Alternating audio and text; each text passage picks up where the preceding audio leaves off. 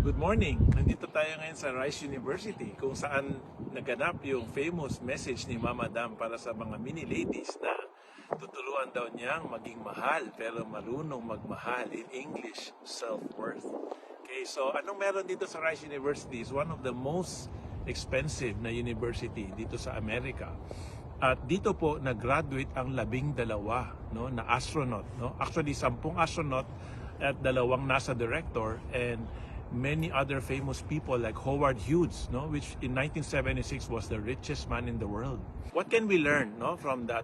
Maraming nag-aral dito at marami ring graduate dito, pero hindi natin masasabi na lahat ng graduate dito ay nag-succeed or naging successful. So, ang importante, no, dapat tayo bilang tao, no, saan man tayo nanggaling, no, nanggaling man tayo sa mahirap na background, mayaman na background, mamahaling universidad o pangkaraniwan na universidad. Ang importante po, meron tayong grit at determination. Ibig sabihin, hindi tayo marunong sumuko. At pag lumalaban tayo, araw-araw yung laban natin. Hindi yung ang laban mo sa linggo lang, isang buwan lang susuko ka na.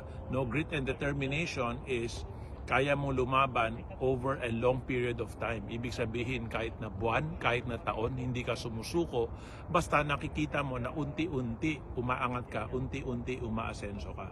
Sinasabi ko po sa inyo na lumaban po tayo, huwag tayong sumuko, no?